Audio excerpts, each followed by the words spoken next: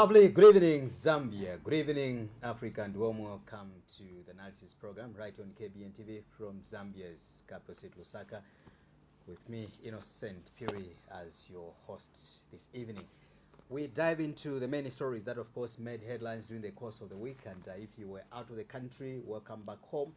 But most importantly, welcome to the Kenmark Broadcasting Network, KBN TV. And as usual in the studio, we have these big brains that are always here, just trying to have a bite. And as far as the stories are concerned, big stories for that matter. Let's begin to unveil the people that I have in the studio as usual. We've got Comrade Sinyangwe Chiwoyu. He's back in the studio. Welcome, Comrade Chiwoyu, and good evening to you. Good evening, IP. Good evening, the Republic of Zambia, and of course beyond the frontiers of this country. Welcome to the analysis, and we look forward to having a constructive engagement with our viewers and also within the studio. Thank you so much, and to you, the viewers, I know that in the last two episodes of the analysis program, the last 2 weeks in short, you've been missing one important face on this fora. That is PK, or Pastor Kennedy Mambwe, is back in the studio, having, he had gone elsewhere, in the field, and he's back in the studio. Welcome, PK, and good evening to you. Good evening, IP, and good evening to our esteemed viewers. By the way, it's 53 days before the election. So there you go. When you say I was missing, I went underground to try and listen, put the pieces together, and hear what the people are saying. Yeah, that's pretty much why I was missing. Not that I was on holiday. Yeah, not at all. Correct. We'll get to find out what you discovered so far in the field and the whispers from the people, what are the demands of the people, and as far as this election is concerned. So we'll get to you later on, PK. Mike Sichula is back in the studio. I think he's the only person in a necktie this evening. Welcome, Comrade Speech Analyst. Thank you very much, IP, and good evening to our dear viewers. It's great to be back, by the grace of God, to discuss national issues. And I hope our viewers are also going to interact with us via Facebook through the messaging platform. All right, thank you so much. And most exciting story that we have on the screen right now is a story to deal with the media. And when you talk about the media in Zambia, you are talking about KBN TV, this platform you are watching right now, which has just clocked 7 years from inception, or since its existence. So in short, we shall give a quick reflection, all of us, and together with you, the viewers, you can drop in those messages. How has been the KBN TV operations and also service to you in the last 7 years? Tell us those comments where we need perhaps to continue, or maybe you need where we need to improve. Please feel free and tell us, have we been of service to you in the last 7 years? How has it been? And memories about KBN TV and the journey to where we are today. It's not easy, for that matter. I should make mention to you, but because of your contribution, your support, your encouragement, always, we are here. Let me start with Comrade Mike Sichula. You've been with KBN TV, and of course, before you joined the analysis team, and now you are part of the analysis team. I think it must have been 2 years now, eh? Yes. From the time you joined the analysis? Yes, this is the second year. I think so. Your reflection, Comrade. Well, and some of maybe the big stories that, of course, you can relate and marry to the KBN TV brand and 7 years of existence. I think it's a mouthful that I can afford. But I think I want to commend KBN management, because just to clock 7 years in the business and in the game, it's not something that is easy. I recall one time when I was with Spring TV, when I heard about KBN, where KBN is, then I also began to pay attention. Okay, there's this new TV station. By then, anyway, I did a little bit detached myself from the media. But when I came to Spring TV, now we begin to compare news, because from where I come from in terms of media, I always pay I always recall what my first editor in the media industry, Mr. Ivan Singera, told me to say, you need to follow news.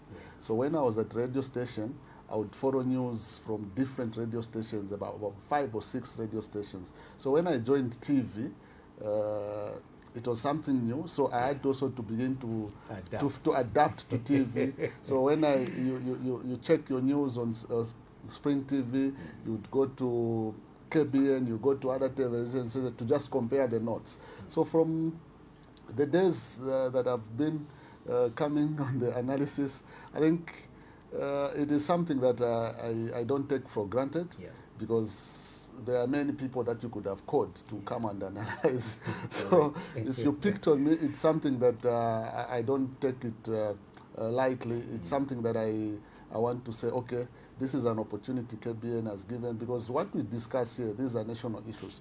So in terms of KBN reaching 7 years in operation, it is something that must be exciting, and also something that a number of people out there need to understand, that a TV station can choose to be passive or to be on the front in terms of giving people what they are supposed to hear. And this is what KBN has been providing. Because there's actually a vacuum, if you look at it from the journalistic point of view, to say, if we had to itemize television, TV station by TV station, you can literally see that there's a vacuum somewhere. And KBN is filling up that vacuum. Because most of the shows that we have on KBN, you have a lot of talk shows, which most television stations do not have. And these talk shows are bringing about divergency in terms of addressing national issues. So as I wind up, I want to salute Pastor Kennedy Mambwe for this job that he's doing. It's not an easy job. He has to stand up, because in some cases, a television station like KBN has come under intense heat.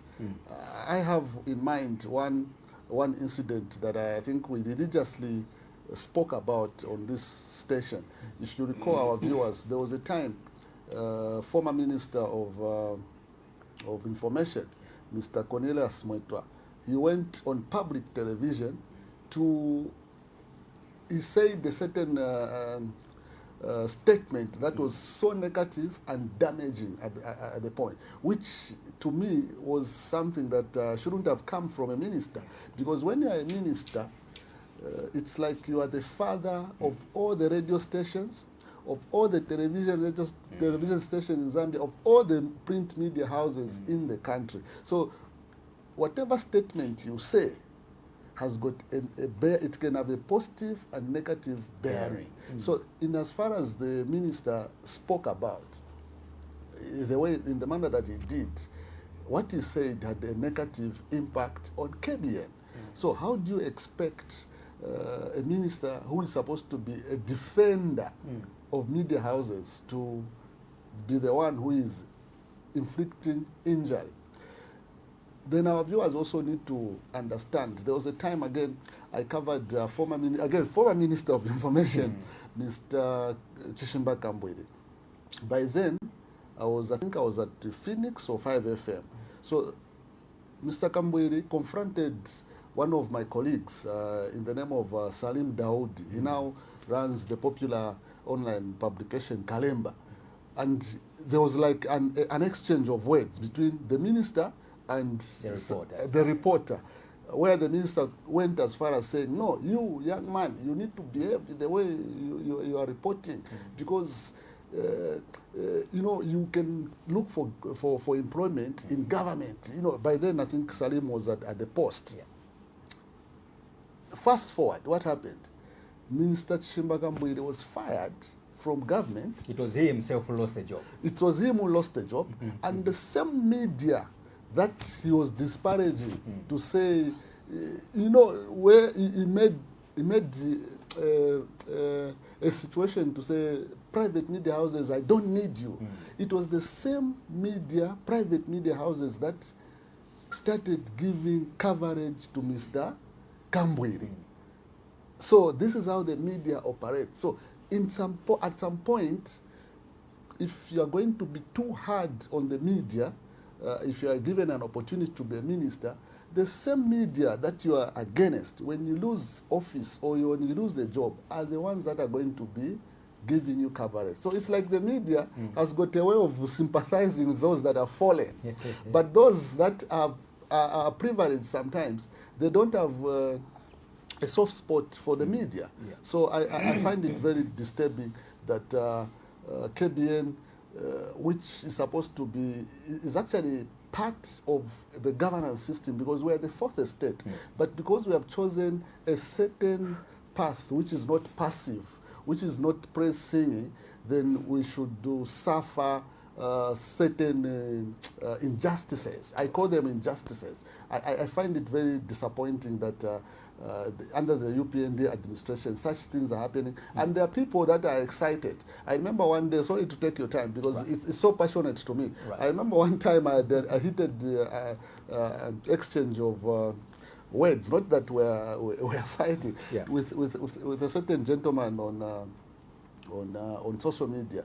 He wrote a very bad, I found it very bad, because to me, it went like saying, KBN is a Kantemba business. You understand? So I got to him and said, do you know how many people depend on KBN for survival? For survival. Correct. How many Zambians depend on that station just to put food, to earn a living, because they have come from college and they're also growing their journalism career, and for you to just, because you do not agree with the position of KBN in terms of doing investigative reporting, then you want to say they are a Kantemba business. So it is that kind of narrative that people sometimes they underestimate in terms of how you run a media house. Because I've got too many examples that I can give, but I want to end here. I will still come back to you. I agree with you when it comes to the bullying, coming from people on social media and stuff like that.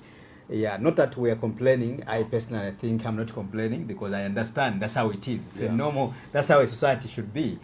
People with divergent views. But before I get to Pique and also show you, let me just play this video, because Mike Sichula mentioned about the Minister Mwetu. I think this also, it was one of the stories that we covered in the course of tour to our 7th anniversary, which we are celebrating today. And of course, other videos which I'll bring in later on as we get to Chiwoyu and Pique. Let's have this video just to remind you what was said at the time by the then Minister of Information and Media. KBN, you have done well to come. Because you will not be told that this is what I said. I have said, when a media house is misconducting itself by telling lies, like mass newspaper, like KBN, then it is a source of concern for government. KBN is the #1 TV liar in this country. The president last year addressed, I think it was in November, addressed the nation. I think that was his last press briefing at State House. And I have it here, because I got it, I have it. Where KBN were running a scroll, HH to arrest ECL. In fact, it was saying, ECL to be arrested, dash, meaning says HH. Which media briefing did you attend as KBN where HH was saying our arrest ECL? You are liars. I have it here. I'll send it to you. Since if I call you, record me.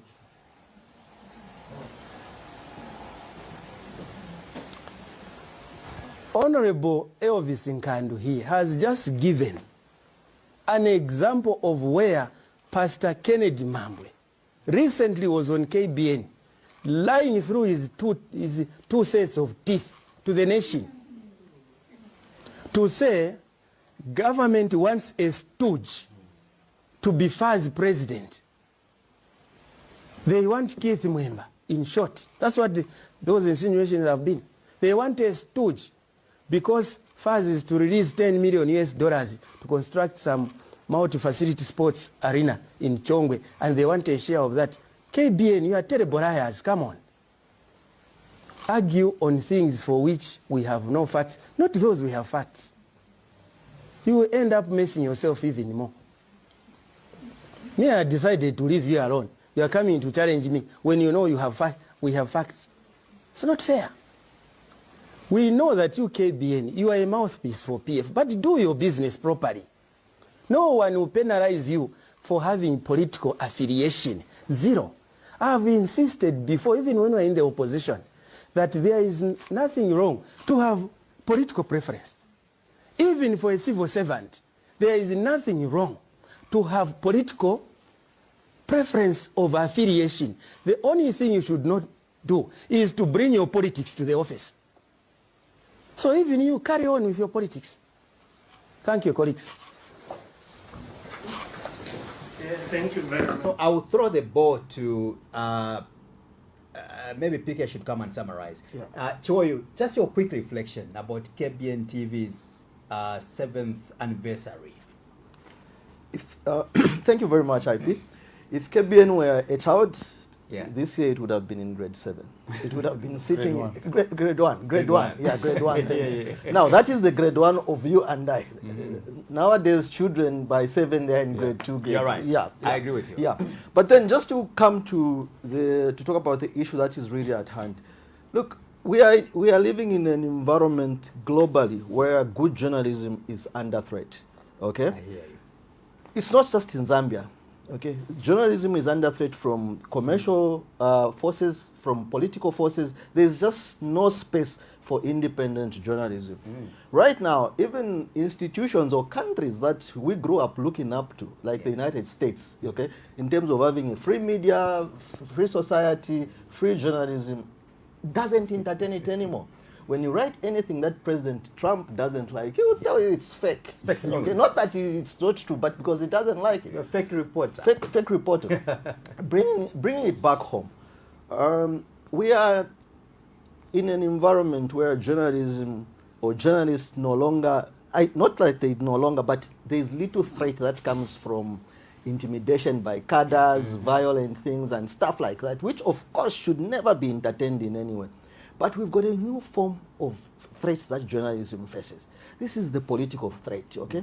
This is the threat from the commercial power of people, okay? So you find that institutions like KBN that strives to push that independence journalism, they are frowned upon because they are seen to be operating off or outside what is now the norm, okay? So you've got this scenario where the politicians want to control how the media should behave or how the media should practice journalism.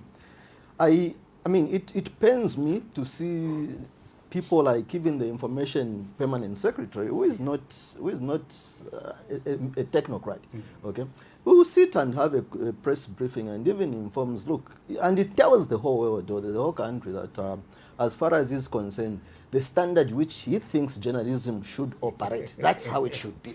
Now, if there is any threat that journalism faces right now, it's that attempt by the politicians to be overly controlling. I think my appeal to the politicians, first I'll start with the politician. There has to be an understanding that journalism sometimes can be inconveniencing. Okay? Sometimes it actually can be very irritating. Correct. Okay? Yes. But it has to be allowed to exist Yeah. because that is the whole space in which we operate. So it is actually meant to uncover that which Exactly. the authority does not want to people to know about. Exactly. Yeah. So I think my appeal to politicians and all the powerful people is that they need to give journalism space. Because what you see right now is that all the problems, all the mistakes that will be caused by the politicians, the moment the media highlights that mistake or uncovers that ploy, then the shift of blame moves to the journalists. So you are told, no, the media is trying to divide the people. Correct. Okay, the media is trying to mislead the people. Okay, so if the media uncovers corruption, let's respect their work. Okay, if the media uncovers nepotism, let's respect their work. If the media uncovers tribalism, let's respect their work. If the media uncovers dictatorial tendencies, again, let's try to respect that, because at the end of the day, if the media is not allowed to be independent, okay, then it becomes a catastrophe for the society. Because remember what Nelson Mandela once said, you know, sometimes it's better to have a very irresponsible media than to have a technically good media, but which is subservient. Okay? That's powerful. Yeah. Okay. Because now it defeats the whole purpose. And when it comes to institutions like KBN, look, free press right now needs a lot of support. Yeah. And I'll talk about, and this I'm appealing to the commercial institutions there, the companies. Okay? I've had this conversation, you know, in my consultancy. Sometimes you tell people, look, why don't you engage this media? And I get responses sometimes, okay, they are a good media house, but they are too critical of government. Okay? Exactly. So there is that kind of inertia by the commercial organization to engage media houses that are seen to be too critical of government. But then you have to realize that at the end of the day, media space has to survive, okay? Media has to employ, media has to pay taxes, media has to honor obligations of the workers. Now, media can only do that if it's commercially a viable organization. Correct. Remember, media is a business. So and you don't depart away from telling the truth. Exactly. You know, or because you want to get business, then you say, okay, let me bury the truth for the sake of having business. Yeah, because now you are part of the conspiracy. Exactly. Okay. I hear you. So I think the business houses there need to have the courage to be able to support independent views and independent media, because for me it is very important. Correct. Okay. I've worked in environments like Nairobi. Okay. And I'm sorry to say this, when I look at the standard of operating environment for journalism, Zambia is one of the worst. Okay, it's one of the worst. Not that the people or the promoters of the media houses want it to be like that, but the media has not received the adequate support that it requires to from the commercial side. And in this case, you find that right now it is very difficult to operate independently, because apart from the political threat, the commercial threat, you see that companies now are even coming into newsrooms, okay, to interfere with the operation of the newsroom. How do they do this? I'm sorry to say this, but if you look at the multiplicity of media awards sponsored by companies, and I'm not going to mention anyone because obviously some could be our partners here. But when you have got this multitude of awards available for journalists to be awarded, because what it is that when a company starts sponsoring media awards, especially those that are regulated by the company, I don't mind if they went and sponsored MISA. Right. It's okay. Right. But once they start running their own, then they are essentially creating this buffer. Okay, they are creating this barrier where no journalists now will be able to cover them independently for fear that when the awards comes, the awards time comes, I will not be able to get the award. So it's for me, it's a very passionate topic, like my comrade and brother said. There's no substitute to independent journalism. There's no substitute to free media. And also, media needs to be supported so that it can run commercially viable. We need to reach a level or standard where some of the highest paid employees in the country should be journalists.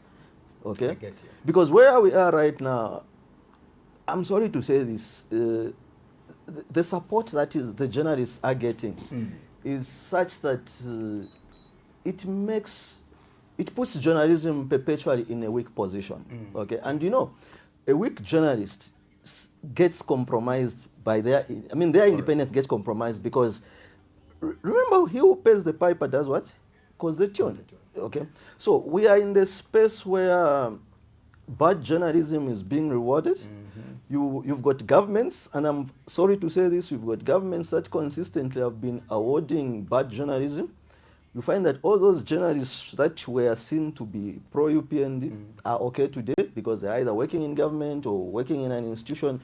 They have been harvested from mainstream media. Now, what that leaves is that you send a signal to all the independent journalists to say, Mike mentioned the issue of Chishimba Kambwi. Correct. So now you've got a politician who is very powerful. When you question him as IP to say, but this is wrong, they said, oh, this is what you want to do.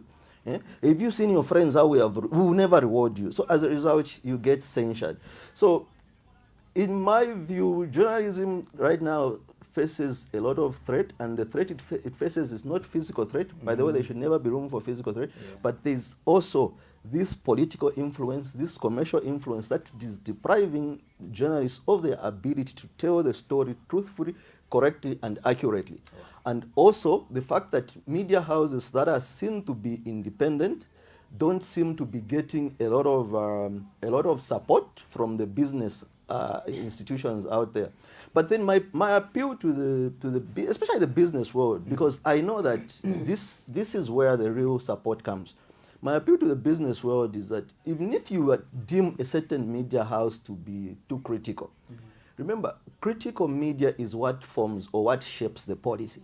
Okay, you are not going to have a good policy that you are looking for as a business, as a sector, if you don't have media that can expose the ills that the government wants to do. So I think, in closing, I know we can spend the whole day talking about. In summary, I think independent journalism, institutions like KBN, which turns 7 today, needs to be given enough latitude, enough support, so that come what will happen, 7 years from now, KBN should turn 14. Another 14 years from now, it should turn 21. And another 7 years, it should outgrow all of us. Fantastic. Okay? Yeah. Outgrow all of us, but still remaining very committed to its ethos, the values, and the spirit of free independence journalism. I feel you, and I can hear how passionate you are regarding the affairs of the media and the journalists in Zambia.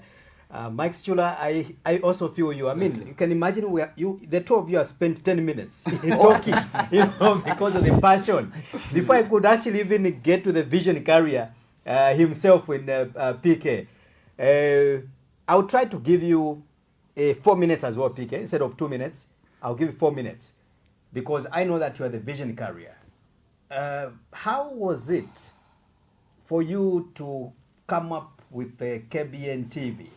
Just a synopsis from inception. What was running through your mind? What instigated you to establish KBN TV? And from there, how has been the journey from the negative aspect, seemingly, and also the positive attributes, if you can?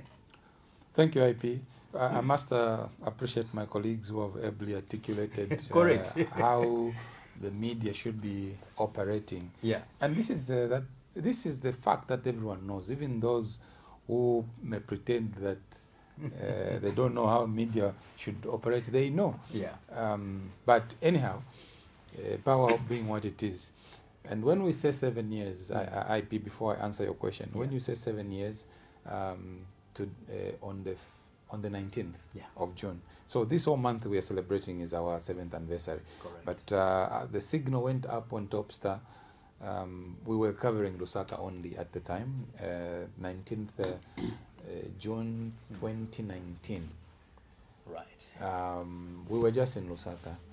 Right. Today, 7 years, I think KBN TV is a household brand in most houses, followed by multitudes and millions, both in country and outside the country. Now we are on multiple platforms, which shows growth. And today we are talking about over 20 young Zambians exercising their talent. And there are so many others who have passed through here. I'm seeing them working in different media houses, at Crown, at Diamond, and many other places, of people who have passed through here. Some of them, when they came here, they had no media experience. Correct. Now they have experience, and they can work in other reputable media houses. In terms of how we started, really, first of all, it's a passion for good journalism. I'm a trained journalist myself, and I left to work into the corporate world, but my passion was still in journalism. Even when I was in the corporate world, I was writing. I had a column in the Post at some point called Development Trends. Okay, it was a weekly column, and I was, as and when an opportunity avails, I was corresponding with the international media. So that passion was there. Right. But how this was birthed is, well, I was doing some consultancy somewhere about the broadcast industry in Zambia, and then at that time I realized the government had just signed the digital migration. Okay, digital migration policy, which meant that they were going to liberalize the television airwaves. And I said, wow, this looks like a good opportunity. I began to consult here, there. A few people in the industry gave guidance. We put up a proposal and business plan, applied to IBA for license, and it was granted. At the time, I was working for Zamtel. So what I would do is, I'll get part of my salary, rent an office for KBN, and get a small share. We share with the people. So my salary was what we were, it was being divided. Yeah, that's what we were Part of surviving it on. goes to KBN TV, the other small amount goes home. Yes. Oh my God. So that's what that's how the vision began. Now, looking back, it hasn't been an easy journey. 7 years of ups and downs. Sometimes you want to quit, sometimes you want to close the doors, but it is the viewers out there who keep us going. Every time they meet you, they send you a message to say, oh, that program, oh, don't stop, oh, and you wonder, okay, fine, as my colleague Chiwoyu said, you may not receive that much support from the corporate world. Correct. But when you realize the social impact that you are making, then you think that maybe for the good of what we are contributing to our nation, let's continue to struggle and soldier on. I mean, to the critics and in the corporate world who might say, no, this media is very critical. I'll tell you what, no citizen wants to watch a media or consume a media product that doesn't have the meat, the real meat. Yes. So it's the critical media that actually has the following. I shudder to say, my colleague Chiwoyu, I shudder to say that a number of brands in this country, they put their money where they don't even have exposure. They sponsor things just for the sake of them hearing themselves or watching themselves, but they don't have return on investment. It's a wasted resource because they are scared. Say, if we put money there, will be exposed politically. How will you be exposed? I'll tell you today that even the people you are scared of, for instance, if it's UPND, they're advertising on this platform. TV. So who are you scared of? After scaring you, some of them, they're advertising. They're advertising on KBN. Then you who has a business that is looking for a number, you are scared to bring your business where the numbers are. How ironic. It's very ironic. So that's how the journey has been, and I think I need to wrap up. That in these 7 years, we have had some worst moments. One of the worst moments I remember vividly and clearly is receiving a phone call at night that thieves had broken into our studios and stolen everything. Now we have come to realize that there was a motive behind the people who did that. The intention was for them to cripple us, because no thief goes to a TV station to steal cameras and TVs and transmission gadgets. What will you do with those? So we understand now that the motive was to cripple us so that they can say this TV station died a natural death. I mean, as I speak today, 7 years of our anniversary, And when you look at that incident I'm referring to, the police haven't arrested anyone. Yeah.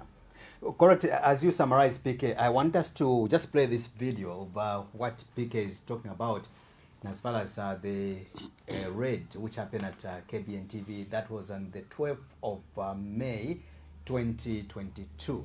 I say this because I covered this story. I wasn't here, but I was somewhere else, and I'm quite passionate about this story, which this tragic story which happened. Let's watch the story. Kenmark Broadcasting Network is situated along Mwembeshi Road in North Mid residential area. According to the account of a night guard working for a private firm, he took cover after 5 armed criminals parked a car around 03 hours on the road and gained entry into the station using the gate of the next door neighbor through to the kitchen door behind, where they gained access to the control room and left a trail of destruction. The unknown criminals also ransacked the studio and the newsroom. The chief executive officer took journalists on a tour of the station and explained how much of a drawback the theft has caused. Very sad story for KBN and for the media industry in Zambia to wake up to such a rude shock. I was called by our guards just about 5:40 thereabout in the morning, saying there was a breaking in at the office. For now, he cannot put a figure on how much the stolen items cost. We cannot even account for, because even in our storeroom where we keep spare parts, and backup assets have gone. So we are yet to do a full inventory to ascertain what has been lost and the value of what has been lost. It's a huge cost for us. We are off air on Top Stars, we speak. And having to to replace the equipment, I'm not sure how long it's going to take. What is worse, this equipment wasn't insured, so it's really a drawback. He still cannot come to terms with the loss and is now relying on the police to investigate. Unprecedented. We've heard of media houses catching fire. That is normal. But to hear a media house being stripped of everything, including all the electronic gadgets, that's unprecedented. It's the first of its kind in the media industry that people would breaking into a facility like ours and steal all electronic, gadgets. It's unprecedented. So, yeah, I really don't know. It makes us feel very unsafe as media institutions to be working in an environment like this. I'm not insinuating anything, but it just makes you feel very uncomfortable that such things could be happening. In the last 10 years, the broadcasting industry in Zambia has recorded a tremendous increase. Last time I checked, there were 78 radio stations and 13 TV stations. This year is really a drawback. Tito Kalama for S24. Thank you so much.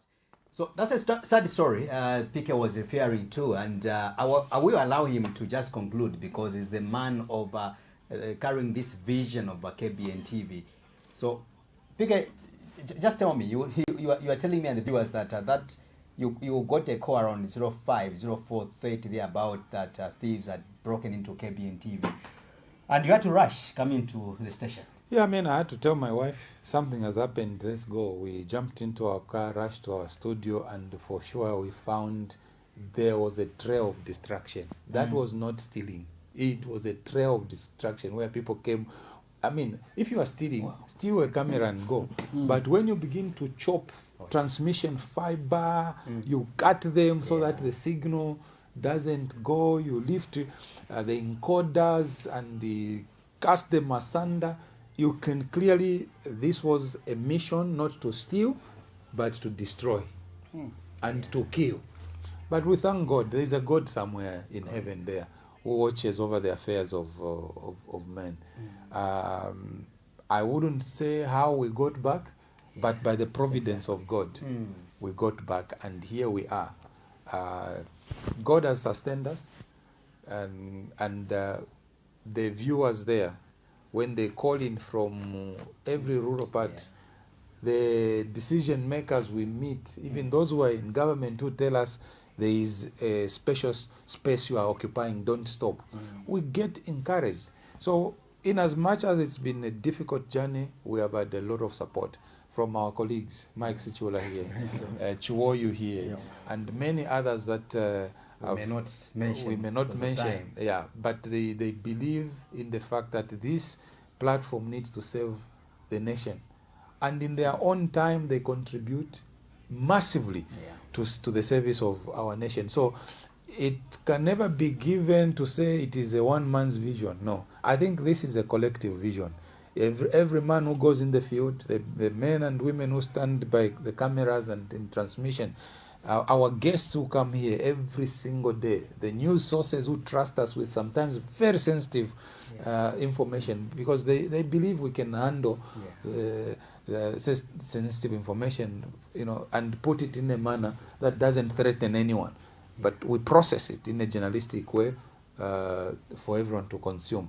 So I would like to sincerely thank everyone who has been part of this journey. You may not be here today, but you've been with us. We thank you. And for the team that is still here, we thank them, our news sources, and everybody, those who have advertised with us, supported us. We are so grateful. And I need to conclude on this point, that many people who think that KBN is critical, and they say, oh, you don't cover government. Actually, we cover government. Our stories are very balanced. Correct. But one thing, as I said, this is 7 years, which means we only did 2 years in the PF. Correct. The other 5 years we've done it under the UPND. Correct. In the 5 years that we have been operating under the UPND, I can clearly say many people would want us to see us cover the president to the maximum that maybe other media houses are covering. But one thing they don't know, 5 years KBN has never been on an official presidential assignment to go and cover whatever the president is doing, whether in Copper Belt, whether in Kasama, whether in Livingstone, whether in Chipata. KBN will cover that story as a way of monitoring what is going on there. We will still cover it, but we have never been on an official presidential assignment. And I think people who are very mischievous come and tell us to say, why don't you cover the president? The president leaves us.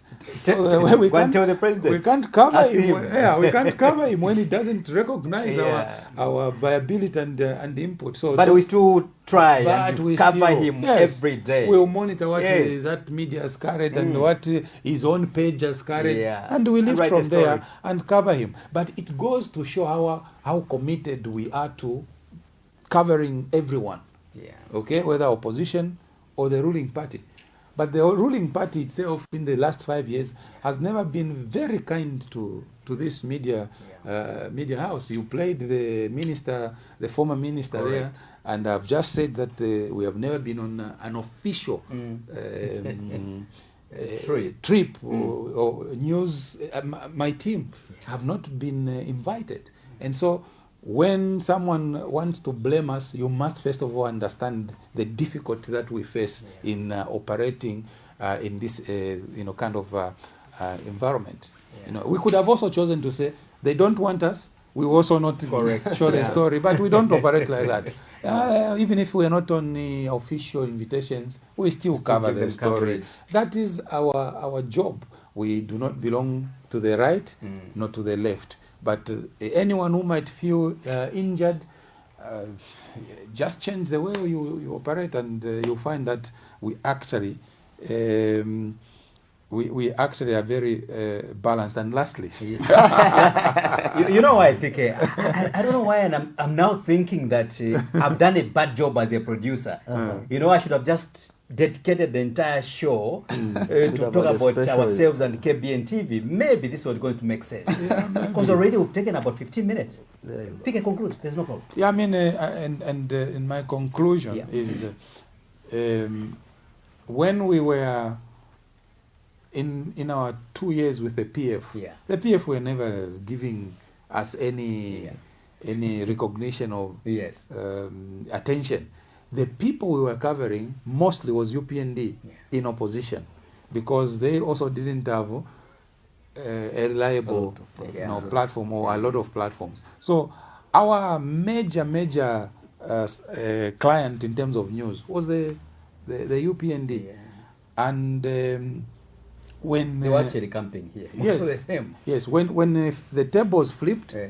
the UPND have had a lot of media Yeah, to publicity. cherry pick from, and I don't mind. And guess who has been mostly our source of news? It's those in opposition. Again. You know, and then the government will start complaining to say, you cover more the opposition. No, it is you who ran away from us. But you find us. You might find us. No, not might, PK. It doesn't matter whether it will be 10 years from now, 15 years from now, but they'll find us. Yes, they'll find us, You know. and we'll still be covering. And guess what? Yes. The cadres of the ruling party have been attacking. Go to our website, on our page. They will attack and say very demeaning things. Yeah. But when they were facing their own challenges, most recently during the adoptions, and guess who they ran to as a media house that can cover that kind of news? It was Now, KBN. yes, the UPND cadres, those who were not adopted here, there, found solace, found comfort in KBN to say, you are the only ones who can cover us. ZNBC can't cover us. Please cover us. And we said, look, we have always been covering you regardless. So just tell us what has happened. No, this has happened. We do a story and it goes out. It tells you we will always be a reliable and dependable media house. So please don't drag us into your politics. Well, gentlemen, we have to go. As a moderator, I have to speak for only 1 minute if I can, because this is important, PK. This is important, Mike Sichula. When I came to KBN TV on the 11th of July, 2023, but before I officially joined KBN TV, I think I had a series of meetings with this man sitting on the middle, the Chief Executive Officer, Pastor Kennedy Mambwe. And I don't know if you remember some of the questions I asked you, PK. I'll remind you, and live on TV. One important question I asked PK was that I would want to understand the source of, income. Do we have funders who are funding you? How's been your journey? And the man he took me through, his vision, his journey, and of course how he sacrificed to set up this institution to the point of, I don't know why he has decided to keep this information, but to me he told me that he had to sell one of his plots, to just pump money into this company. So literally, in short, IP, I have no money. Plots? House. House, there you go. You understand? House. Deprived his family of a house. You get a point. So he tells me we have no money. We are struggling, but we believe that with the rightful people in position, we are going to thrive as a team. I said, oh, this is interesting. Any, political interference, political funding from elsewhere? He said, there's no politician who can claim that he's funding KBN TV. We are basically funding ourselves via some little, adverts we may get here and there to those who are courageous. I said, oh, this is interesting. And that's how I came here. Fast forward 2024, the reality now dawned. I said, okay, this is now what this man, he briefed me in the background that there's no money. There's no politician who can claim that he's funding KBN TV. PK called me and the other colleagues, he said, colleagues, we are under serious financial difficulty or problem here. We have nowhere to get the money from. So what can we do? Let's run a scroll on TV asking for any well-wisher who is willing to begin to drop in. It could be a 50 kwacha, it could be 100 kwacha, it could be, any amount, just for us to sustain the institution. And we did that, Comrade Chivoyu, and also Comrade Maxichul and the viewers, I think they are aware. And others were even laughing at us. No, how can a TV station start asking for contribution from the people? But you know what? For me, what I picked from there was that this is genuine. Yeah. We can't pretend. We would have chosen, PK would have, as a CEO, you would have said, guys, sit down. I'll go and get money from the government. I'll go and get money from this biggest opposition leader to say, can you fund us? But that never happened. Yeah. In short, we been struggling from that time until where we are today. The struggle has continued. Why am I saying this, PK? Why am I saying this, Joy, and the viewers? There were people sometimes who would just, when you're on TV, they will begin to mock you. You are being funded by the PF. No, you are a PF channel. You are a PF media house. I thought of just saying this so that people can understand where we are coming from as a TV station. Yeah. No funding from elsewhere, but we've been sustaining ourselves via the determination, the vision which this man has for us. I hope for those now who have been insinuating and also bringing issues, now they understand where we're coming from. Yeah. So I thought I would close on this note, dear viewers, and also Comrade Chiwoyu and PK, as well as Mike Sichula, as we move on to another story, which will be our second story. I hope now we'll be cruising. Now, some of the big stories, gentlemen, that of course we covered during the course of the week was the Constitutional Court declaring or clearing Dr. Fred Membe of the Socialist Party and his running mate, Madam Dolika Banda, that these individuals are basically eligible to continue, or rather to contest this year's elections. That was after a challenge or a petition which was filed by Isaac Mwanza and the team. But not only Dr. Fred Membe, who is the most educated man in as far as politics is concerned, we also have the head of state, President Hakainde Hichilema, as well, who was cleared by the court again that this man is also eligible to contest this year's elections. Let's have a video of two videos from Dr. Fred Membe and also the lawyers of President Hakainde Hichilema. Quickly.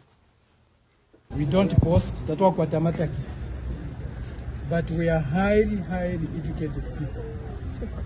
Probably some of the most educated politicians in the world. In the world. No, in terms of politicians, there's no politician in Africa who matches my qualifications. No one in Africa. No one in the world that you know of who matches my qualifications in politics. I'm not saying I'm the most educated person in the world, no. Among the politicians, there are very few, if any. To try and humiliate us in this way, what they were after was to humiliate a person who has served this country with very high levels of integrity, with sufficient honor. My running mate, Dorika, is a highly educated person. She's a highly educated person, highly experienced professional. To try and humiliate her in that way with a grade 7. What is a grade 7 certificate? With a grade 7 certificate. And also, we are becoming unnecessarily litigious. People are allowed, they are paid money to take people to court. Well, they were scared of us. This is quality leadership that you have for this country. And it's time, Zambians, you started to focus on quality leadership. Move away from criminal gangs all the time. You have elected incompetent people, you have elected the criminals. And you see it, that these people you are trying to give power to, they are nothing but a bunch of crooks. A bunch of crooks. You don't want decent people. You don't want competent people. You want to bring them down. You want to humiliate them. This country is not going to move forward if we don't have quality leadership. All the things we need, God has given us.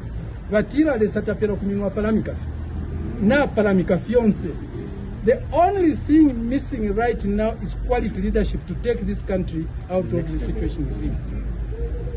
Don't forget, we are 22 million Zambians today, estimated. The population growth rate of this country, the average national population growth rate is 3.5%. In the urban areas is 4%. At this rate, it means in the next 12 to 15 years, we'll have more than 44 million Zambians. We are failing to look after 22 million. What programs do we have for the next 15 years to move us out of the poverty we are in? We have national average poverty of more than 60%. In the poorest province where I come from, Muchinga, we are 82.6% poverty. We have 82.6% poverty. Western province, second, with 78.6% poverty. Northern province, again, where I come from, 78% poverty. Luapula, 73. The Constitutional Court has determined a challenge that was raised by Mr. Longwe with regard to the eligibility of President Hakainde Hichilema to contest the 13th August 2021 general elections.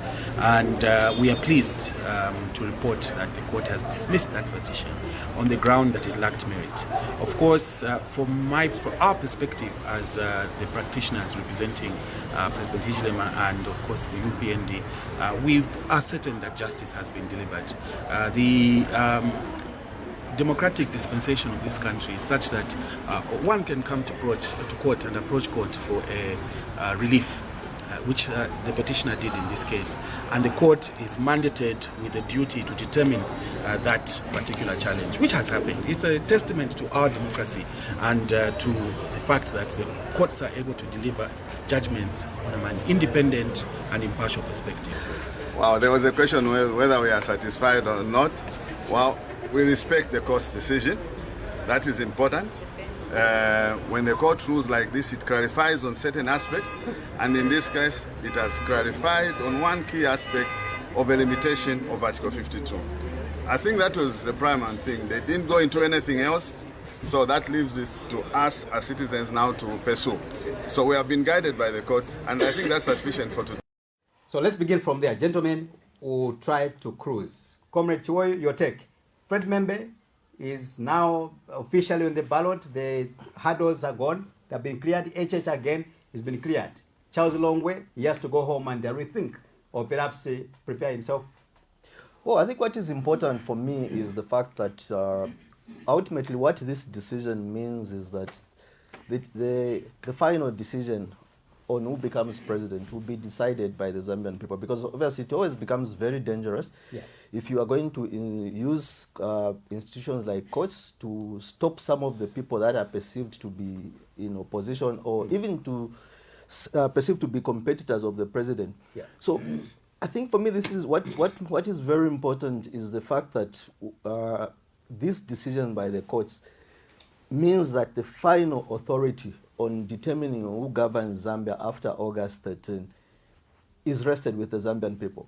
First of all, just to talk about Fred Membe and Dorika. I mean, I've interacted briefly with Madame Dorika Banda, and I think she's one of the most qualified women we have in Zambia at the moment. Rightly so. So when Isaac Mwanza and group went to court to stop her from standing that she was not, she didn't have, is it a grade 12 certificate? Grade 12 certificate, yeah, yes. Equivalent. I was really baffled.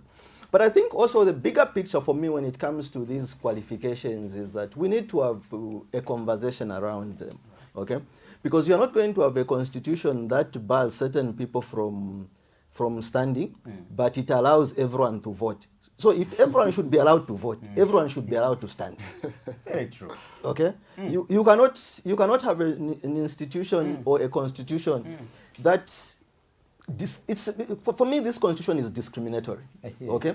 If a grade 4 person wants to stand, let it be up to the Zambian people to decide. If you are going to say only grade 12 should be able to stand for elections, then we might as well say let only grade 12 be the electorates. I hear you. Okay? So I think the whole essence of democracy is that the governance system, the governance ecosystem should be able to embrace and encompass everyone. Okay? So I think for me, we need to have a relook at this grade 12 clause just to refine. I don't know what they really wanted to achieve, because I know for a fact that this clause, the grade 12 clause, is like, is it the degree clause? The degree clause. These are, I call, convenient decisions we make to our constitution, because I know that the degree clause was brought in to stop Michael Sata from standing. Now that Michael Sata stood, and now it's like the parentage clause. It's a parentage clause, which was aimed at blocking Kaunda. Dr. Kaunda. Oh my God. Okay, so I think we need to, And the best time for me, in my view, to make a constitution is when we are not going to have elections. Right. Because if you look at from 1991 to date, our constitution amendments have been tied to elections. And that's why our constitution is not stable. Because you change. I can assure you, like what the Bill 7 that we had. Yeah. Do you know that if the day HH will be out of power, the next government would want to change the constitution? Because a lot of things don't make sense. So I think for me, what is important about this decision, the court, and I applaud the courts, is the fact that the ability or the authority to determine who stands and who doesn't become president has been returned to the Zambian people, and I think I have to commend the courts. Interesting. PK, your quick take over Fred Membe, Dorika Band, and President Hakainde Hichilema himself. Well, it's a good development by the Concord that they had to clear these 2 or 3 individuals to be able to be on the ballot. In my view, it was very unnecessary undertaking. It was a very, very unnecessary undertaking. It was mischievous, if I may call it, that way. But the person that I feel was very disadvantaged is Dr. Fred Membe, because for him, look, he's an opposition figure. Once you file for adoption, then your funders are assured that you'll be on the ballot. Then they can mobilize resources and they help you.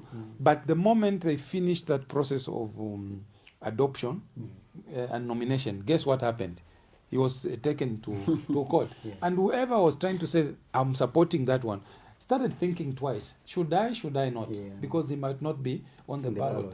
And he himself cannot even campaign because he doesn't have money, and also he is not very sure whether he will contest or not. So it's to say, before I waste my resources, let me wait for the court process. So I think he was much more disadvantaged, unlike the president, because the president, whether he was in court or not, he was still going about. He had the privilege of incumbents. He could hold meetings here, he's been everywhere. So for him, he wasn't affected, and I would have even actually been shocked that the court would stop a current sitting president that you don't now qualify to recontest. And that was going to create a crisis if that happened. Yeah, it would have created a huge crisis. So there are all these considerations that the court had to make. But in the final analysis, it is just good to know that it's behind us. Let people now campaign. I'm just uncomfortable with all these other things that the ECZ are, bringing up when people don't actually have time. Today it's 53 days, and you say no more presidential campaigns. I'm sorry, but I'm diverting. Yes, please. You say there are no more. There is no more presidential campaigns until we come up with a timetable. But really, why would the ECZ do this? They should have come up with the timetable. Then give it to the presidential candidate. This is what we have come up with. Run with this. But when you didn't do that as ECZ, when you see these people now going to campaign, then you call them back to say, no, come, let's now make a... who is inconveniencing who? So it is very unfortunate that we are here. And I've brought up this to say that, look at Dr. Membe. He was in court first. Just when he wants to start campaigning, you tell him you can't campaign. We have, first of all, to come up with... You see, it's really taking away, from these candidates. And I think ECZ could do better, just like the courts have done better. Right. All right, Mike Sichula, I'll give you a minute as well. Quickly, we've got a lot on the table. I think I'll tie this, the outcome, the 2 cases that were passed by the Constitutional Court, to what the Permanent Secretary Information said. He said this is the reason why the presidential timetable has delayed, because some cases, some candidates were having court cases. So how did he know that this is now when the ECZ should have created a timetable? So to me, whatever was happening seems to have been a script. Someone sat to say, this is what we're going to do, so that there should be a justification why the ECZ should summon presidential candidates, even when they have already started moving and mobilizing across the country, so that when you see a certain feature pop up, then you can delay the momentum that has been gained. Look what happened to the Tonse alliance of led by Mr. Munduvire. They were supposed to meet some of their supporters at president in Chipata, and they were blocked. Correct. You can imagine how much money you have spent, then you are blocked. So this seems to have been a script. When you look at the outcome to both cases, one for Isaac Mwanza, the court literally said that Mr. Isaac Mwanza didn't have evidence to support his claim. He went shopping. He relied on hearsay. Now, can you imagine the likes of Isaac Mwanza, the way I know him? Yeah. I don't think that is good enough for him to depend on hearsay. Again, the issue of Charles Longwe, to me, it was not going. That case was not going to go anywhere, because look, you spoke about constitutional crisis, right? How could the court, even if maybe Mr. Longwe had something to his case, how can they turn around and say Mr. Hichilema does not qualify? Do you know what could have happened? One, the UPND were not going to find another candidate because the nominations had already closed. Equally, for Dr. Membe and Dorika Banda, they were not going to be allowed to find replacement because the nominations had closed. So all these things that we saw, to me, when you tie the knots, it looks to have been a script, a political script that somebody wrote and they executed it with friendly forces. However, again, at the court, like I told you the other time, that these cases were not going to go anywhere. Right. Let's talk about missionaries. I mean, if you check through our history in Zambia, you find out that in the early days we had some missionaries who came to Zambia, of course, conducting evangelism and stuff like that. A lot has been said about missionaries, but what is important here is that as a country, we are being told that we now have a missionarist in President Hakainde Hichilema says, I am a missionarist. Missionary. A missionary? Okay. And I came to save you. That's the reason why I don't get paid. I consider myself as a missionary. Let's have this video to just have an idea of what was talking about. Excuse me. Me first president munomujihi yakwana 4 years 10 months labelega. I have not been paid a salary. I don't get a salary. I'm here to work for the people of Zambia. Let me say it in English. I am the first president of Zambia of the 7 presidents who does not receive a salary. I'm a missionary. I came to work for the people of Zambia. We love the people of Zambia. Materera, I call myself a missionary. Ndagalonda kulanga bana benu. That's why twagaleta free education. That's why twaleta CDF inji. Bana gaba iya gaba kalama des. That's why twagajita employ my teachers 45,000. No other government has employed 45,000 teachers in 4 years, 10 months. Kunyina.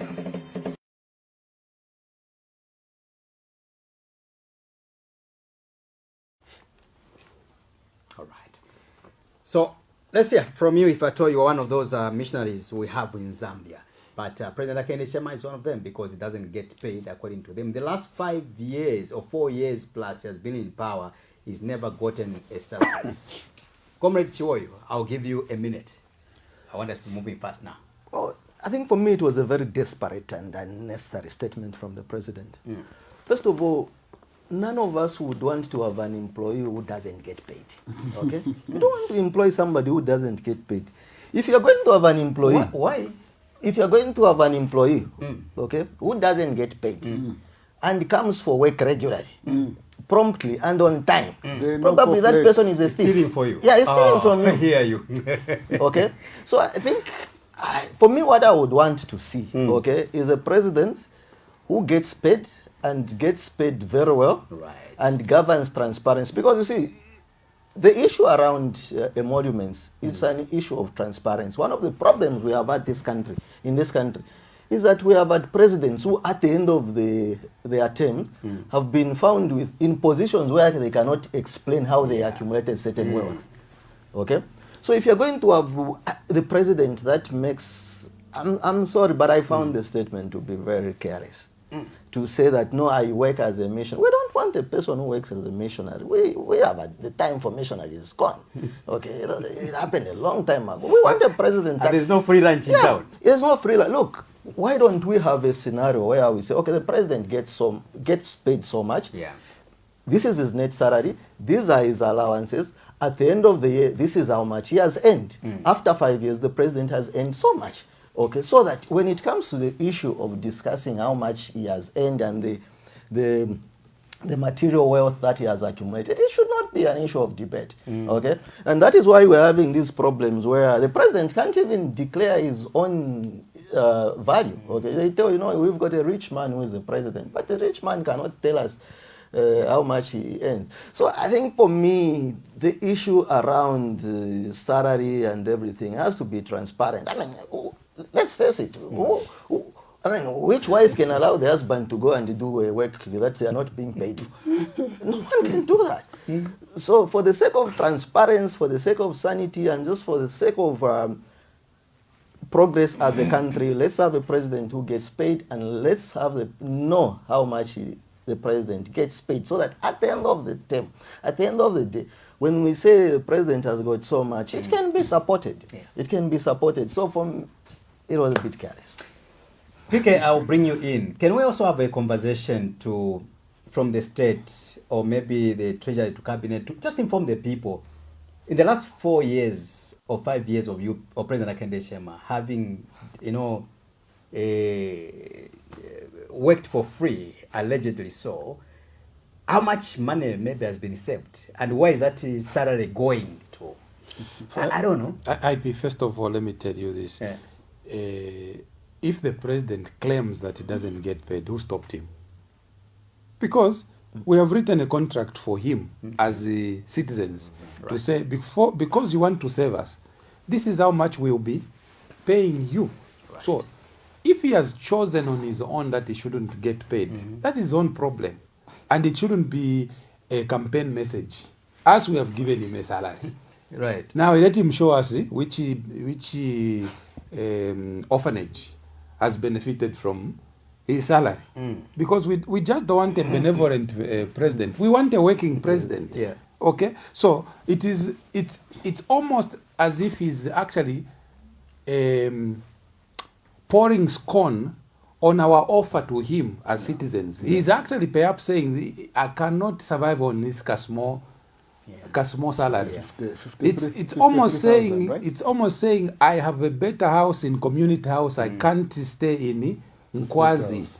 So the president has been... Of course, I mean, he has the money. He has a better house. He has a better house. The State House told you that for him to go and stay maybe at Nkwazi house, you need millions of kwacha to renovate that. But keep the money. But here is what I'm saying. If you want to save a poor citizens, please also accept their offer to you. Right. To say, we thank you for saving us. This is our poor man's house called State House.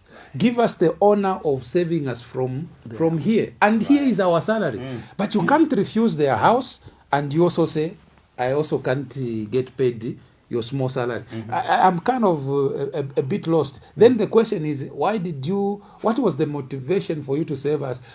You could have actually saved us without being a president. Right. And like he's saying, I accept the job, but I refuse everything that comes with the job, except the plane and allowances and bodyguards and cars, armored vehicles. It's very confusing. But my last contribution is my worry is the inconsistencies in the manner that the president sometimes comes out, because he's on record. There is a newspaper clip there. I'm sure the director can show where he publicly said, "You must strive to do business." Okay? Oh, wow. Because this job that other people are looking for, I only get paid 50, is it 53 or 57? 53. I only get 53. He didn't say the president's salary is 53. He said, I only get paid 53,000. So if he said he gets paid 53,000 in one breath, and in another breath he comes to say, I don't get paid. So I don't know which one to believe of the two. Sometimes that's the problem I have with the president, because there are these inconsistencies. Wow. Comrade Mike Sichula, you've got a minute and 30 seconds, quickly. You know, I don't understand why President Hakainde Hichilema has got this appetite to compete himself against people that have died. We have got 6 presidents who have died. They didn't have the opportunity, or we never asked them to say, sir, how did you use your salary? Right. We don't, even now, we can't go to say, sir, how did you use your salary when you are in office? But there's one thing that President Hakainde Hichilema seems to forget very easily. And this is the thing. If you recall, our viewers, if you recall, when late President Edgar Lungu was commissioning the house for late President Rupia Banda, because President Rupia Banda said, because the queue to construct presidential houses was too long, huh? Yes. So he entered into an agreement with the PF administration, and the PF administration forked out 5 million kwacha to Mr. Rupia Banda to construct his retirement house. During that commissioning, I was there. President Lungu told the nation that when he retires from government, he should not be constructed a government house, a retirement house. That was ECL. That was ECL, and it was repeated on different forums. I remember that story very well. So now let's do the mathematics. You can do the mathematics out there, because there's this appetite by President Hakainde Hichilema to compete and compare himself with the dead, because the immediate person Mr. Hakainde Hichilema is referring to is late President Edgar Lungu. So late President Edgar Lungu forgo the taxpayers' money to construct him a retirement house, which could probably cost more than 5 million kwacha. So now, calculate 5 years times 53,000 kwacha. Who sacrificed more for this country? Between Edgar Lungu and Mr. President Hakainde Hichilema. So it is careless, like my brother said. Assuming it doesn't get paid. Yes, okay, again. Because we can't prove. Yeah, we can't prove. Yeah. We can't prove. But the aspect of the construction of the presidential house for Mr. Lungu was repeated several times by even technocrats within the government, unless things changed. So when you calculate 53,000 kwacha times 12 months, against a former president who said, don't build me a house, which could cost the treasury more than 5 million kwacha. So who sacrificed the more for this country? Wow. Let's move on, gentlemen. We leave the competition with a dead story out of behind us. Let's now look at, again, as we look at, we're still on the President Hakainde Hichilema, of course. As a big man, he says this year's elections will be peaceful. So doubt not his capacity as a head of state. He has assured Zambians that no one should get worried, because we've been living in a peaceful environment in the last 4 or 5 years. And even as we head to the elections, the peace shall continue. Let's have this video from President Hakainde Hichilema, just comforting citizens and the voters out there. I can confirm and assure the people of Zambia that this election season will come through, we will come through as a nation, and the nation will remain standing together. God will lead us through. God will lead us through. This far he has brought us, isn't it? And he will carry us through. I do know you know and you believe. That's the case. We will have peaceful elections. 1 or 2 may try and create trouble, but we will have peaceful elections. We will keep the tradition of peaceful elections in our country. And this will not be different. I don't want to go into details, But you all observe what's going on, you're observing, you're following, you're listening. There shall be free, fair elections, credible, peaceful elections.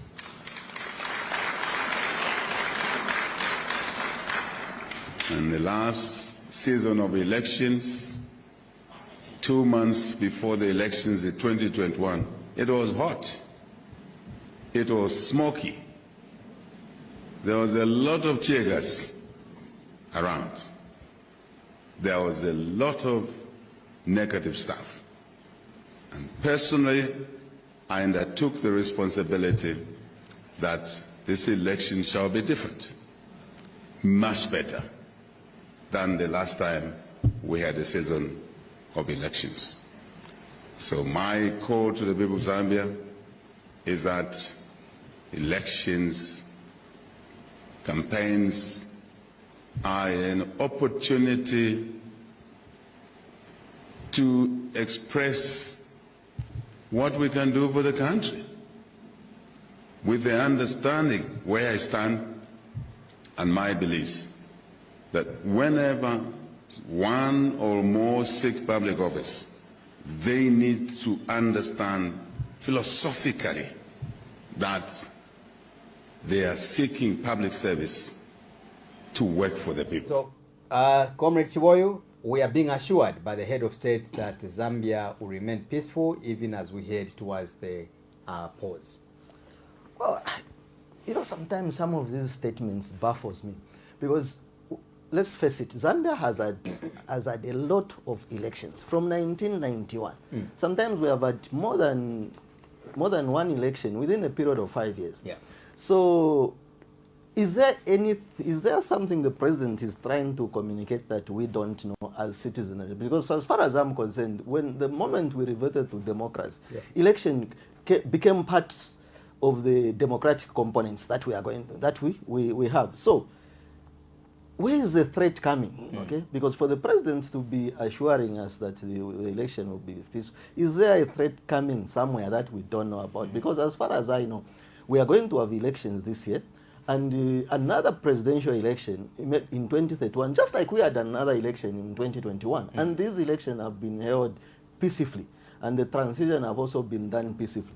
But then the other thing that worries me about these statements is like I get a sense where the government wants to portray the president to be in charge of the military, in charge of the forces, the defense forces, the security forces. Something that we know that by him being president, by virtue of being head of state, is commander-in-chief.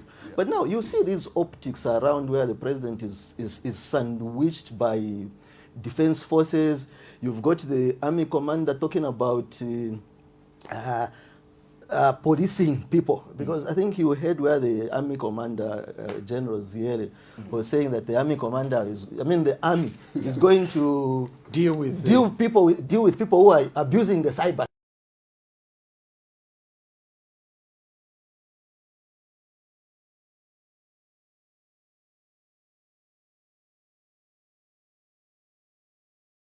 Who are these people? Yeah, correct. The answer was not provided. So it is a similar issue if the president in a privileged position in terms of information from all over the corners of Zambia. So if you want to communicate a certain message to the public, I think some of these messages should not be communicated in such fashion. We can only see maybe arrests, and when people are arrested, they are taken to court quickly so that you do not alarm the nation. Right. But however, the president is in his right frame to talk about the upholding of peace and whatever before and after and during after the election. But one thing that again we need to understand is that where we are coming from, there was a time whereby you are in a campaign mood. Then we had the issue of gassing, if you remember. Yes. Then another period, I think, during the elections, where towards the election period, then there was the issue of ritual killing. So maybe the president is speaking in those fronts, that maybe such incidences that happened, like gassing, the ritual killing during this political environment, are not going to happen under his administration. That could be good, because if you recall, there was an incident that again if maybe police did not contain it or security agencies did not contain it, might have been going side by side with the voting, the elections campaigns that we have. The issue that happened in Sorwezi, if you recall, of that woman who was beaten on suspected that she had stolen private parts, that maybe if it was not handled by police, maybe it could have been a case that could be going side by side elections where people are campaigning, then someone says no, Anibera Maseti, maybe in that kind of a situation. But if the president is speaking in those lines, then well and good, because in Zambia we need to have a free and fair election period. But there's one thing that is also not happening, IP and our viewers out as there. you conclude. Yes, as I conclude. There's one thing that is not happening. The president, aside calling for free and fair elections, right, he said a statement that the media should give coverage to all political parties. Have you seen it happen anywhere? I've not heard any opposition political party. When I say opposition political party, I don't mean alliance of the UPND to be given coverage by ZNBC, Times of Zambia, and Daily Mail, and others. I mean opposition political parties that are not in an alliance with the UPND. Right. You know, so where is the free and fair? If the media, who are the taxpayers contributing to these state institutions, they are not given coverage, where is free and fair? All right, let's share a minute each, gentlemen, and now look at the cancellation of or the halting of elections by the commission. It said last week they actually issued an advisory statement that all the presidential candidates needed to halt their campaigns until after Monday, when they consult each other and come up with a roadmap. I know, PK, you dived into it, but I will still allow you to have a bite over that. But I'll start with Comrade Chiwoyo quickly. ECZ halt the campaigns at presidential level, but also Brian Munduwile and his team were actually stopped or harassed by the Zambia police in Eastern Province, the same area where President Hakainde Hichilema was harassed in 2021, you know, from campaigning again. Brian Munduwile and the team, they are being harassed. Zambia police, very strong institutions, institution rather. Your take, 1 minute strictly so. Yeah, I mean, it's also a very disturbing development because, first of all, to start with, the first question I'm going to ask is that if you look at the campaign period, it's a constitutional matter, okay? The time frame for campaigns is provided for in the constitution. Yeah. So if the ECZ makes a decision to stop or to subtract certain days from the campaign period, are they going to replace that? Are they going to replenish that? How are they going to ensure that the candidates are not unfairly treated? Because this is what it means. Okay, the ultimate losers are the candidates themselves. Today you've got, is it Mr. Munduwile, Mr. Makebi Zulu, in Eastern Province. They can't mobilize. Why? Because this is, it says, hold on. But again, it's very telling on ECZ because ECZ knew about this election. Yeah. The moment we voted in 2021, we knew that the next election will be 5 years later. Yeah. So you cannot tell me that the Electoral Commission of Zambia went into this campaign period without a program. That for me, it just defeats everything, and it eats into the credibility of the Electoral Commission of Zambia. Right. And you have candidates who have gone to Eastern Province, who've gone to Muchinga, who've gone to all parts of the country, and you're asking them to come back into Lusaka on Monday, have the meeting. So if they come back into Lusaka, it means even that Monday is taken away from them, and then maybe they will need to travel on Tuesday and resume their campaigns maybe on Wednesday. So I think this thing is what eats into the credibility of an electoral process. Because remember, our Electoral Commission of Zambia is an independent body. Yeah. But now if you're going to see their decision being made, as it is here where I expressed concern that the UPND cadres, okay, they are I'm trying to look for a kind word. This is TV. Their supporters seem to be speaking more for the ECZ than the ECZ itself. Okay? In any case, when you have things that are not clear, you find that the UPND cadres on social media, those that appear to write for the UPND or as just supporters are the one who seems to be interpreting the electoral rules. So it worries me. It worries me. So right. I think the credibility of the ECZ, they need to up their game. Presidential candidates speaker were allowed actually after, I remember when their papers were validly nominated by the chairperson, and I remember one prominent statement she would tell them, I allow you now to commence your campaigns by Friday next week. What has happened today? The disruption and the... Not only that, after nominations, ECZ launched the campaign period. Exactly. The ECZ launched the campaign period. Are they telling the Zambian people they forgot that they needed to come up with a campaign calendar? Did any presidential candidate go to complain to ECZ to say, I don't like that one's campaign calendar? Can we compare the calendar he's using? So ECZ must tell the Zambian people who complained, because it is them that launched the campaign period publicly after the nominations. How do they come round and say no more campaigns until we issue a calendar? You see, what is worrying us... And why now, a month later? And what's worrying us, which we're discussing, is exactly what has worried the Law Association of Zambia. When you see LAS issuing an advisory against the advisory of ECZ, it means there are issues there which are bordering on the constitutional principles. One of them, which Chiwoyu talked about, that the date for voting is cast in stone. You can't change it. So when you delay the campaign, you are actually disenfranchising the candidates, you know. But one thing which is not fair is that you tell Brian Mundwire and his team in Chipata that you cannot hold a rally. And then even when they, I heard Mr. Chisanga, okay? When Mr. Chisanga, the lawyer for Mundwire camp, when he said that they had told ECZ that, okay, the president and his running mate will not be part of the rally. Correct. Let the rally go ahead. Let the candidates themselves. Let the candidates stay away, but let the rally, the parliamentary candidates speak to the go people. ahead. Yes. They stopped them. What did we see in Kitwe? It went ahead. In Kitwe, they said introducing the candidates. And it went on. And it went ahead. Why didn't the Kitwe police stop a similar rally? Because the president, Hakainde Hichilema, was not there. The rally went ahead. It is a similar plea that the Mundwire camp made to ECZ in Chipata to say, allow us to go ahead because we are already here. The president will not speak. They stopped them. So when you compare the two, are you saying the police and ECZ are being fair? No, the rules are not being applied fairly.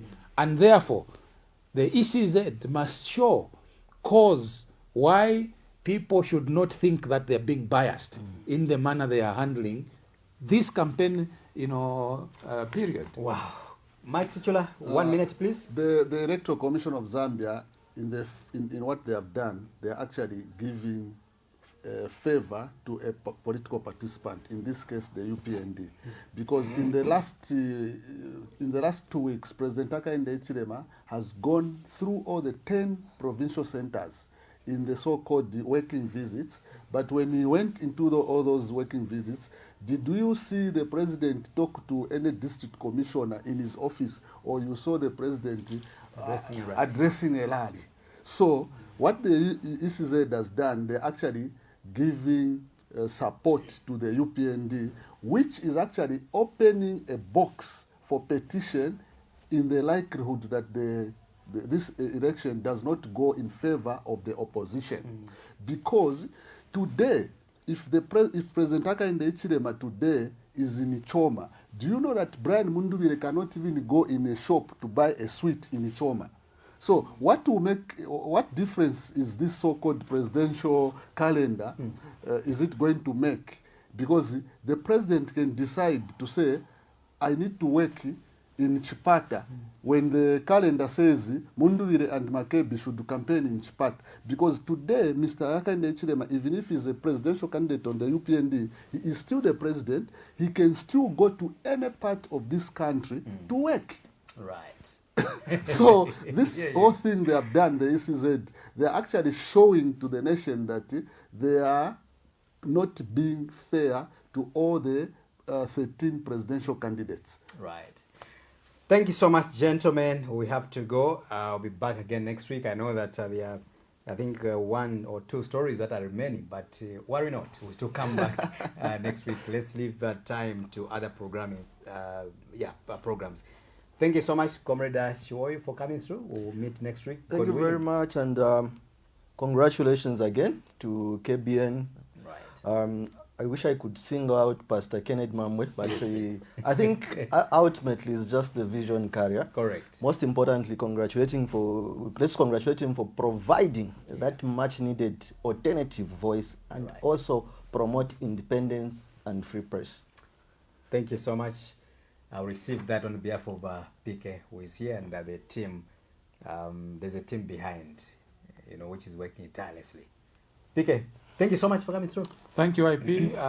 It's an honor, honestly speaking, to discuss very, very critical issues that affect our nation. When you are discussing these things that are being talked about, electioneering, violence, and all of this, no one wants to face them. They will just be never hear them from somewhere. God has given us a special grace. We have not received the spirit of fear, but of power, of love, and of a sound mind. And when we speak the way we speak with love for our nation. Anyone who takes offense, they don't mean well. Right. Thank you so much. Comrade Sichula, thank you. Thank you very much, IP, and thank you to our dear viewers. Just last week, I met someone from the University of Zambia. I will not mention the name, but they told me that they watch the analysis every time, everywhere they go. And I'm speaking to them because I know today they are watching, because what they spoke to me, it is something that is encouraging and uplifting, because there are very few people that would want to sit here and speak the way we speak. But we have to speak. It's not easy. We have to speak the way we speak, not that we hate the government. We love Zambia, and we want it to